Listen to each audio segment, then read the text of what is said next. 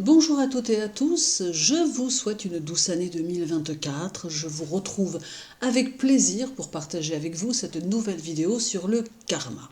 Je vous remercie de votre abonnement à ma chaîne et je vous rappelle que vous pouvez retrouver chaque jour la prédiction du jour dans l'onglet Communauté.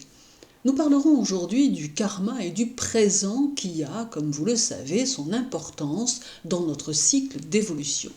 De toute évidence, nous ne pouvons pas réfuter l'idée que nous subissons d'une manière ou d'une autre les empreintes karmiques de nos vies passées et que nos expériences antérieures vont également pouvoir prédéterminer nos expériences actuelles.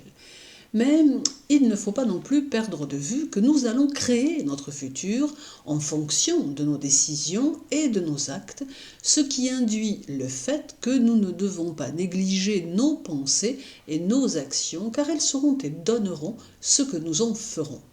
À chaque instant, nous créons notre karma pour notre futur, mais aussi pour notre présent. Et nous ne devons pas dissocier les deux et bien comprendre que tout a une relation de cause à effet. Les expériences que vous allez vivre dans cette vie sont, pour la grande majorité, issues de vos vies précédentes. Et vous allez transporter avec vous des acquis, des atouts et des prédispositions qui viendront à votre connaissance à plus ou moins long terme en fonction de qui vous êtes et de la manière dont vous pouvez être réceptif ou réceptive à un moment plus qu'à un autre. Vous avez d'ailleurs très probablement été surpris ou surprise par des choses que vous saviez faire intuitivement, alors même que vous n'en avez rien appris. Il s'agit ici de connaissances que vous avez accumulées dans une de vos vies et qui réapparaissent au moment où vous en avez besoin, émergeant à votre conscience d'une façon presque magique qui ne pourra que vous surprendre et surprendre ceux qui vous entourent. Toutefois, le karma fascine et ouvre parfois la porte à quelques idées illusoires que certains voudront voir se confirmer dans leur vie quotidienne. Mais s'agit-il vraiment du karma ?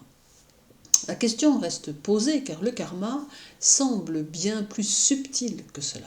Le karma est en réalité une réflexion sur le sens de la vie et sur la nécessité que nous avons d'y accéder, mais qu'il ne faut pas confondre avec l'idée de donner un sens à sa vie.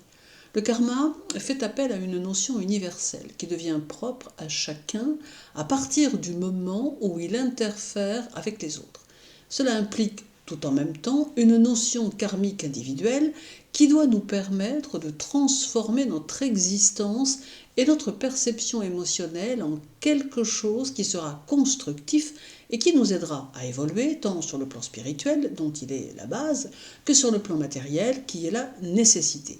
Faire abstraction du plan matériel, sous prétexte que nous avons le désir d'être des gens en évolution, peut être une erreur, car il ne peut être dissocié de notre existence terrestre. Toutefois, l'aspect matériel de la vie est et doit rester un moyen et non un but en soi. Alors le karma implique aussi une notion de sacrifice, de réflexion et d'imperfection de notre nature. Et il est nécessaire de comprendre et d'accepter qu'une grande majorité de nos erreurs et de nos mauvais choix passés n'en sont que le reflet, tout comme il est important de faire face aux situations quotidiennes en acceptant que ce peut être notre comportement qui fait en sorte que celle-ci ne soit pas comme on avait pu le souhaiter. Mais de manière régulière, nous avons tendance à considérer que ce sont les autres qui restent responsables de nos erreurs et de nos mauvais choix. Et c'est ici que réside la difficulté d'appréhender la notion du karma.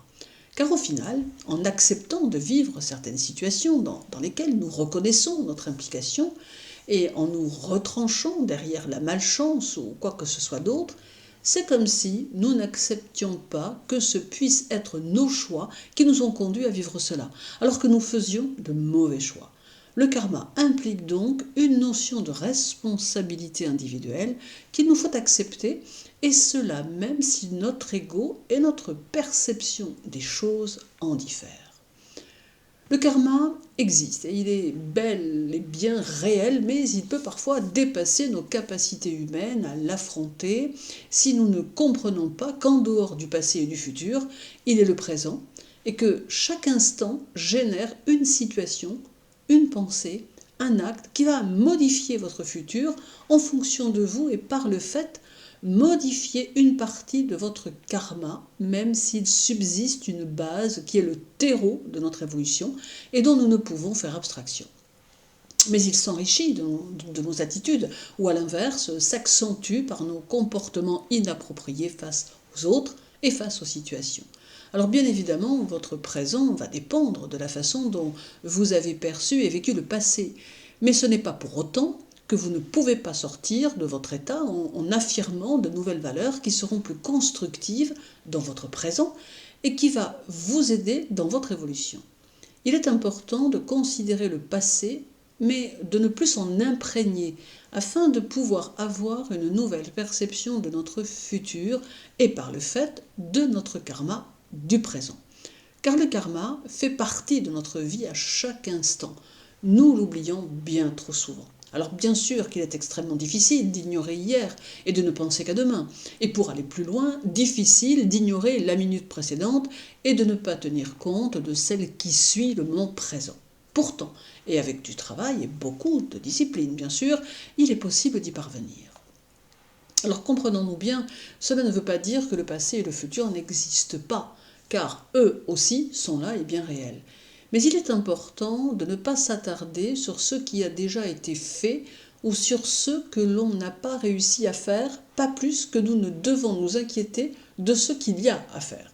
Nous devons le faire tout simplement, agir et devenir ce que l'on est.